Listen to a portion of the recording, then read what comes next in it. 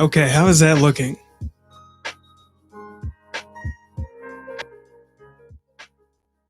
I think that's good.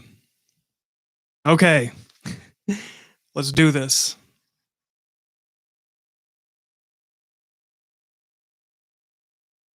I'm Chronix from the most extreme wrestling, and this is your AEW Dynamite review for March 10th, 2021. Yeah, we're off the heels of the last pay-per-view of Revolution, and we're going to start off tonight with Ray Phoenix with Pac versus Matt Jackson. Now, I suppose Matt Jackson has fully recovered from his tag team match he had at the pay-per-view, where he avenged, along with his brother, their dad, who was bloodied and beaten at the hands of MJF and Chris Jericho. Now, we do see a few wrestlers watching this match quite intently in the crowd, like SCU. And they did remind us that if the Bucks lose a tag team match, they won't tag anymore, which is a rule that I had completely forgotten. Let me fix my lighting a little bit here. Is that too bright? Oh, I think that's okay. I am looking a little white, but I think I'll be okay. Okay, so yes, a lot of grappling to begin here. This is of course, a very competitive match. We do see a Canadian destroyer on the floor to Ray, but that is not enough to end him there. We see that Phoenix accidentally baseball slides into Nick, hitting him so hard, I'm sure it knocked his hairline back a few more inches. Matt, he super kicks Pac on the outside. And Matt, he super kicks Ray. Man, so much going on with this thing. He super kicked him, right? He hit Ray. He hit him so hard he went down, and Ray immediately, instantaneously nipped back up. So I suppose it didn't even hurt him. It wasn't that devastating. But I thought that was a weird spot that they did. I don't know. That seems strange to me. You get super kicked, but you're able to nip back up. I don't know. He's operating on instinct alone, is all I can say there. But yeah, both men, they try to super kick each other in the ankle, but at the end of the day, Ray, he drops a mat on his head for the win. And yeah, great job for Ray there. Very explosive beginning to the show, as it were. Which we can't say for the end of Revolution. No, we can't. It's Moxley with Kingston. They're on a couch. This is a pre-recorded segment here, and Eddie Kingston, he says that he went to go cover Moxley. You know, he's hanging out with Moxley there on the couch. He brings up his time in jail, talking about how he had flashbacks when he went to go cover Moxley to save him of just being petrified and not being able to move. So that that seems like a reasonable explanation of him staying there as the explosions go off in the distance and very sparsely and absolutely no danger. So they essentially are joking about the not so explosive end to the barbed wire death match. And Moxley says that all he got out of this was the shirt that he was wearing, which is a pretty cool shirt. I thought about buying it. I had it pulled up on a tab. But after that match, I just silently closed that tab. And yeah, Moxley spends a lot of time talking about that failed explosive, which they had to do something, and this is the direction they are going to explain that, which, hey, you have to. There was so much backlash. There was so many people upset about it, about how underwhelming it was, that you had to do something and make it part of the storyline. So what they've done so far, I don't have a problem with. You can't just act like it didn't happen. The fans weren't going to let that happen. They'd already spoken up too much, spoken up to the point where AEW was literally DMCAing people, taking down videos of the explosions because it was too embarrassing on their social media. So Cody Rhodes, he is with Arn Anderson, who is his manager here. He's taped up one of his shoulders. He's showing some injuries, showing some complications from the match that he had, that ladder match, the faces of Revolution, right? And it's not enough for him to not wrestle. Apparently, according to the commentators, he was advised to tape up both arms, but only did one. But hey, I wouldn't have taped up both either when I saw his opponent was Seth Gargis, somebody that I don't think that we've seen on here on Dynamite before. It's a quick enough match, a figure four, and Seth taps out. So could we be seeing more of this from Cody, putting people in the figure four, using this as a finisher? Well, at least for Seth, that's about all he could stand. That's all he could take. So Tony Schiavone comes out to give interviews. This is what this man does. And somehow he has a dead microphone. And I thought, well, one audio problem is probably not a big deal, but I shouldn't have said that because it has bad karma. I mean, my goodness, like they had some doozies coming up, but we'll get to that. First up, Tony Schiavone, he does get a better microphone, and Penta Zero comes to the side of the ring, and he's speaking Spanish.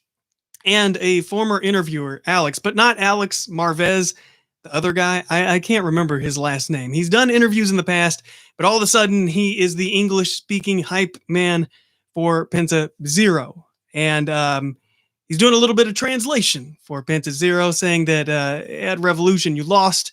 If I was there, you would have lost much more than the match. He basically would have hurt him so much that he wouldn't have been able to pick up and hold his baby girl, which hasn't been born yet. But apparently an injury that would have been so bad, so devastating, so just horrendous that even 8-9 months from now, he wouldn't even be able to pick up his daughter, which of course made Cody Rhodes very angry, very upset, to the point where he had to do something. So he goes out to the crowd area where we have Penta Zero, and a big brawl breaks out because, of course it does. It's AEW. But it does get broken up there. There's plenty of wrestlers to break it up. Next up, we have Orange Cassidy and Chucky T. They are at an arcade cutting a promo because, of course they are. And Chucky says he wants to have one more match, or they do. And if they lose against Miro, and yeah, they will let Chucky. Chucky says himself he will be the butler to Miro forever. Which, you probably shouldn't ever bet forever that you'll become somebody's butler. That sounds like the most horrible thing ever. And I mean, what kind of stakes is that? You lose a match and forever you're a butler. You can never change jobs. You can never advance. You're just that forever. So, I would never make those kind of those kind of deals. But I guess that they feel that somehow in a match that, well, I guess we've never had arcade cabinets all around the ring for a match before. It could be interesting. People going through the cabinets, people breaking the cabinets, people playing the cabinets. I'm sure that, we would see Orange Cassidy playing the cabinets. So, yeah, I suppose all of the people involved in this is the comedy angle that we get for AEW. This is the segment that they do it. This is the place and the time that they do it. So, yeah, good for them. You got to have some comedy somewhere, somehow. And that'll be coming up in upcoming weeks. But for now, we got Tony Schiavone. He's got a good microphone this time in his hands, as he's going to interview his boy Sting, as he's so often and so enthusiastically says his name. There is plenty of snow flying around in the air, and in the hairs of Sting.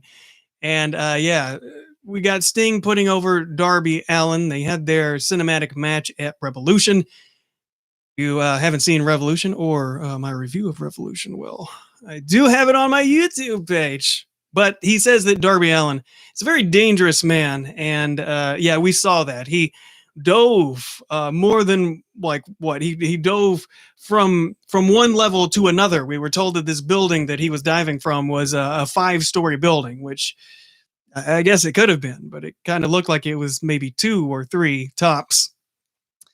And after he tells us of what a dangerous man Darby Allin is, we have Lance Archer coming out with Jake Roberts and says he didn't need a ladder match to become the face of Revolution, and gives veiled threats to Sting that basically he would hurt him and could hurt him. So, yeah. And then Sting, he's sitting there looking like, well, if I have to fight this guy, that would kind of suck, but I guess I will if I have to. And Lance Archer leaves through the same tube that he came through, which I must say, he came in through the good guy tube. You know, they have the 2 entrances, the 2 tubes. And, we were told in the past, they haven't really stuck to this. Sometimes they do. I guess most times they do. But there's plenty of times where they don't. And this is one of those times where they didn't. And Lance Archer, he goes out through the good guy tube. So, I don't think that was intentional.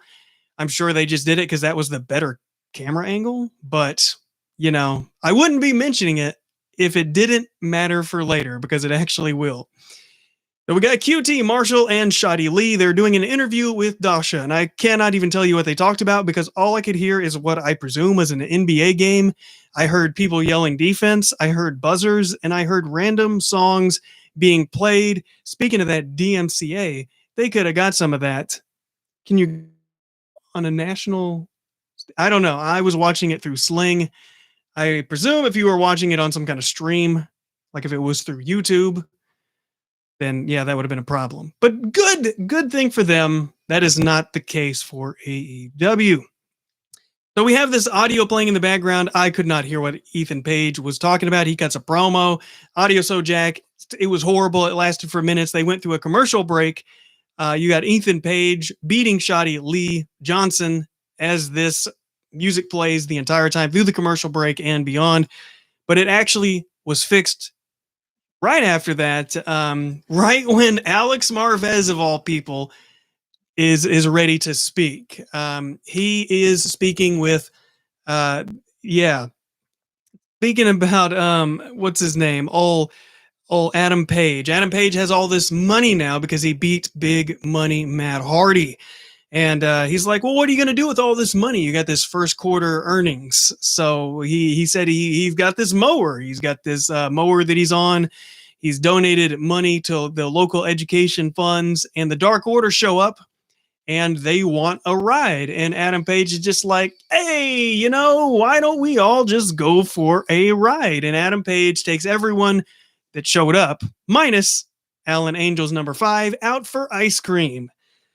So maybe that wasn't the only comedy segment that we had earlier. But Adam Page, hey, he's happy and he's celebrating. And who doesn't want to celebrate by buying, what was it, one of those 0-turn mowers? I mean, those things look pretty nice. But it's Tony Schiavone. He's going to interview Christian Cage, but he gets interrupted because it's Kenny Omega. His sweepers come out, the ladies with the brooms, they come out, and Kenny Omega, he has the title in hand. He comes out with Don Callis and the Good Brothers. Don is on the microphone, and he says that you won't hear from the new signee here in AEW because they're taking over the segments because they're just that incredibly special.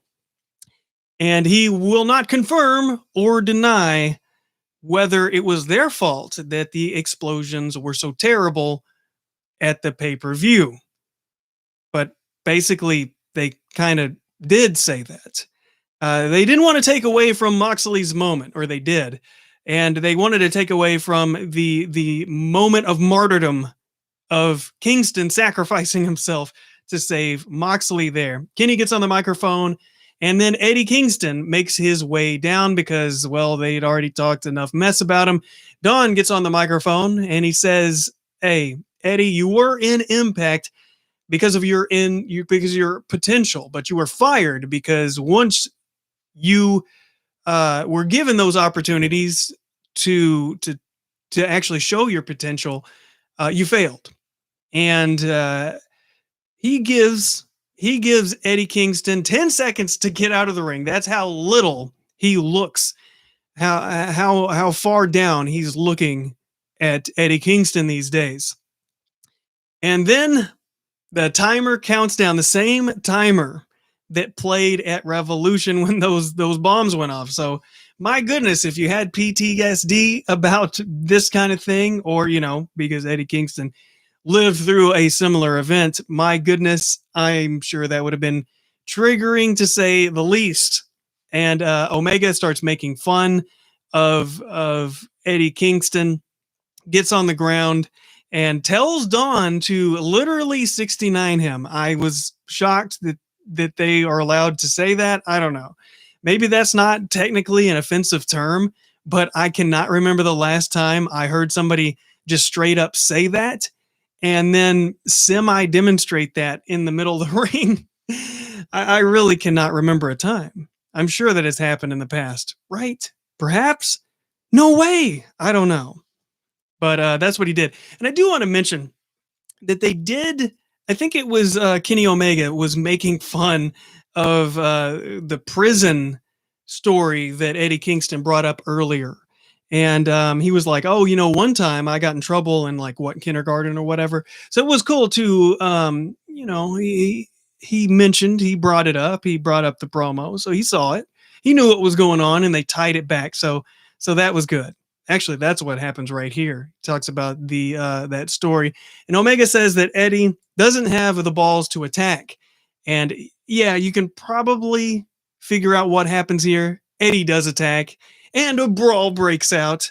And then out of nowhere, Christian Cage comes down, and everyone kind of runs away. The title is in the ring, and even Omega, he gets out of the ring as well, but not before Christian Cage. Look, Christian Cage is in the ring, and you got Omega. Omega is like, I don't know. He extends the hand, and Christian Cage is like, I don't really know if I trust this guy, if I want to accept his handshake. Christian goes for the unprettier, but Don Callis pulls Omega out of the ring, and Christian Cage picks up that AEW championship. He looks at it, and he doesn't hold it up or anything. He just looks at it. He acknowledges that, yeah, that's nice, and I want that. And yeah, so that is a tease. Will we get Omega and Christian? I suppose that yes, of course. Why would they do that entire segment if they're not going to build to something like that? And that seems to be the case. So I honestly cannot, I don't know if that's,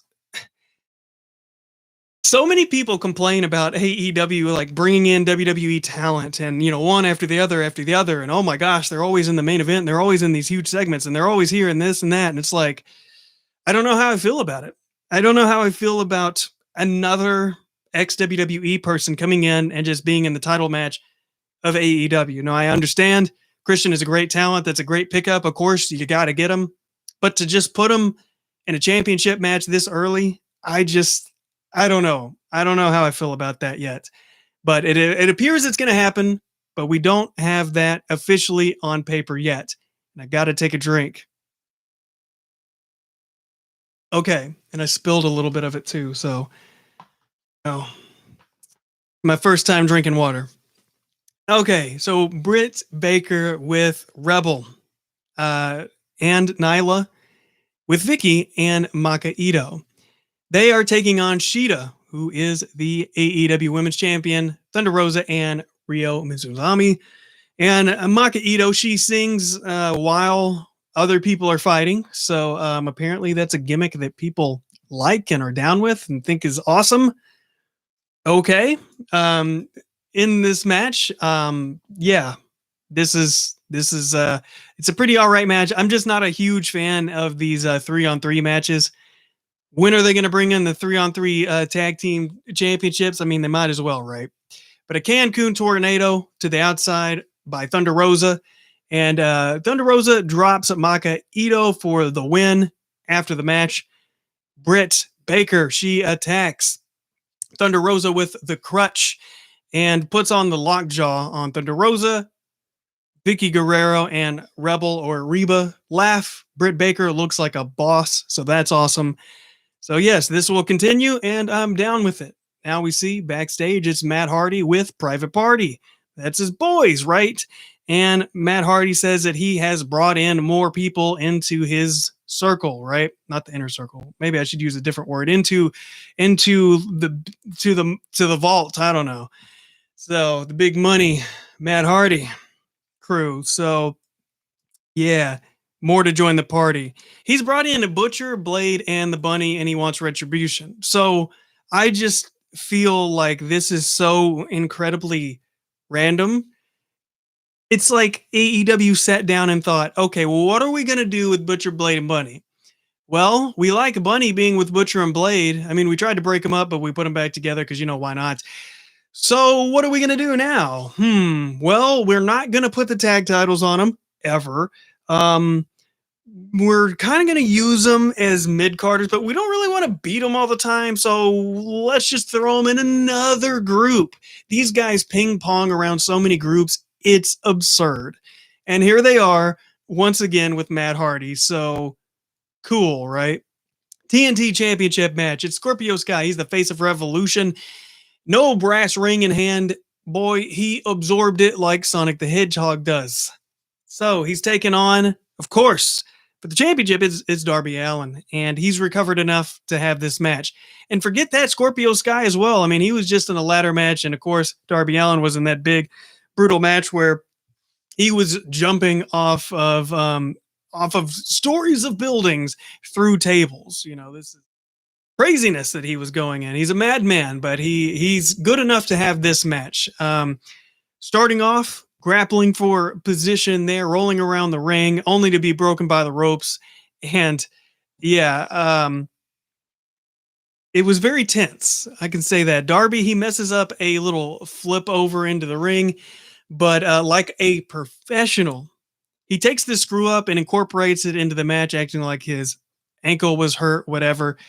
I like that so much better than when somebody messes up and they either just completely redo the spot or it just becomes obvious that they messed up and they're trying to cover it up. So, yeah, Darby Allin, he is awesome. I like when this dude becomes main event level talent. Woo, it's going to be something. It's going to be something great. But Darby goes for the coffin drop on Scorpio, but Scorpio turns it into a power bomb. He had scouted out this man before.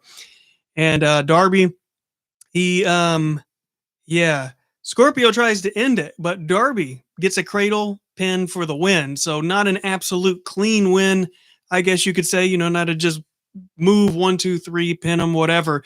So I like that. It makes Scorpio Sky look like, yeah, he definitely belonged. I mean, this was a great match, and he had a good match with Darby Allin. And at the end of the day, Scorpio Sky, he only barely lost, right? So yeah, he's still the face of Revolution. He hasn't lost that title. He's still got that brass ring. He still holds it, even if he doesn't physically hold it around with him. But after this, we got Darby. He's got the title. He tries to give respect to Scorpio Sky, but Scorpio is incensed. He's crazed, and he attacks. He puts the heel hook submission on, and people boo. All the refs come down to break it up. Scorpio Sky looks at his hands, and he smiles. He's licking his lips like he's loving this. And Scorpio Sky leaves out of the bad guy tunnel, as we're told by the commentators. So yeah, that's why I brought that up earlier, because now Scorpio Sky is leaving and they're like, well, he came out through the good guy tunnel and now he's going out through the bad guy tunnel. Ooh. So yeah, now it's supposed to matter, even though earlier in the night it did not matter. It matters now, okay? Yes, it's very important. Next week is going to be St. Patrick's Day Slam. Cody and Penta Zero, they will collide. More multi-man matches. Jade Cargill will wrestle. That will be something to pay attention to because she is green. So I don't know who she's going to wrestle, but I just hope it is somebody really good maybe like Serena Deeb. That would be my pick. Somebody who can really protect her, because if they just put her out there with somebody that's newer, or if they put her out there with some, like, you use the term jobber, or some unknown talent like they did earlier with Cody, that no, you don't, you do not want to do that, because yeah, Jade, she's too green. She's going to be a great talent. I mean, she's got the look, she's got the personality, but you got to be smart about this. Got to be smart. But yeah, the main event next week apparently is an unsanctioned lights out match with Britt Baker versus Thunder Rosa. So is it really a main event if it's unsanctioned? I thought it was weird the way they announced that match. Like, there was no interview, there was no like official, like there was no person that was like, "Oh my gosh, like the feud, it's off the rails. We got to contain this. We got to do something. We'll do an unsanctioned match, or we'll ask for a match and then they won't give it to us and then we'll do an unsanctioned." I mean, that's what you normally do, right? But instead they're just like, "I don't know, bro. She did the lockjaw. She attacked her after the match. I mean, these girls have been having, let's just make a match card and then announce an unsanctioned lights out match." Like, would you ever announce in a match like that? Like, ever anywhere else? Like, imagine if you were going to have a cage match, but you never like brought it up, talked about it, and then all of a sudden, bam, there it is. So is this a case of, oh, we brought it up on a podcast or something? I hope not. But what I do know for sure is that the main event is next. Well, it's kind of the main event. It's not a match. But next week won't be a match either, right? Because it's unsanctioned. It won't be official. This is a segment. This is a segment to end the show. It's the Inner Circle's War Council? Council. Yes. Jericho, he's on the microphone. He says, maybe, perhaps it's time for a new member. And MJF is like, whoa, hold the phone, hold up for a whole second. No, maybe we should let someone go. And just let somebody into the chat. It's Super Serpents. What is up, my man? No Jericho here. He, yeah, we got MJF, and he's wanting to let somebody go, let somebody leave out of this thing. And I was surprised when they brought this up. Here comes Sammy Guevara, who let himself out of the Inner Circle previously. And to note, now that we've been told that it is important, Sammy Guevara did come through the good guys table. There are people chanting for Sammy Guevara, and those weeks off, it let it build up for the fans for when he did return, that people did want to see him, and they felt like, oh, I like Sammy Guevara. He left the Inner Circle, and he's a cool guy, and a good way to get some extra sympathy, to get some extra to build on you. So Sammy has a video to show us on the screen, and MJF, he's like, they show him, like, basically he took his phone and Sammy Guevara recorded in the Inner Circle locker room. And he got this footage. We're shown the footage. It is footage of MJF saying that we need new leadership and we need to get rid of Chris Jericho. So back inside of the ring, MJF is like, oh, I didn't want you to find out this way, but yeah, pretty much we got to get rid of Jericho, right? And then MJF says, get him, Santana and Ortiz, get Jericho, get him out of here, right? And they walk up, they're sizing up Jericho. Do we attack him? Whatever. But then they slowly turn around and look at MJF, and MJF is looking surprised. He's looking shocked. And then Jericho pushes down MJF. Jericho says that MJF is fired. And I'm thinking the whole time, where is Wardlow? Every single segment, all these times, we always see Wardlow with MJF. So I thought something was weird about that, but I wasn't too sure. MJF is bleeding on the ground. He's like, no, I don't want this to happen to me. And, they're like, I wasn't trying to take away the Inner Circle. I was building something of my own. And I'm like, what? What do you mean building something of your own, right? So the lights go out like next week in the lights out match. And it's FTR. It's Sean Spears, it's Wardlow, it's Tully Blanchard. They're all there with MJF. So MJF's in secret has somehow brought together all these people. Logically, that makes no sense. But, I guess as far as AEW, it was another situation of, okay, we have Sean Spears and we really don't know what to do with him. We kind of put him in this one group and then we've tried to do this other thing. It didn't really work out. I don't know. So let's just put him in here. Let's have an MJF group. So now we have an MJF group. They weren't doing anything with FTR, even though they're an incredible tag team. They're not going to put the titles on those guys again. They're not going to. No, come on. As long as the Young Bucks are champions, I promise you, FTR is doing nothing of significance with the championships unless they eventually beat the Young Bucks, which they might have to, because, I mean, yeah, we have SCU, we have some tag teams, we got Santana and Ortiz, but on the level, I don't know. We'll have to see as things develop. Maybe this will be a way to do it. Who knows? But it seems like a very random put together team here.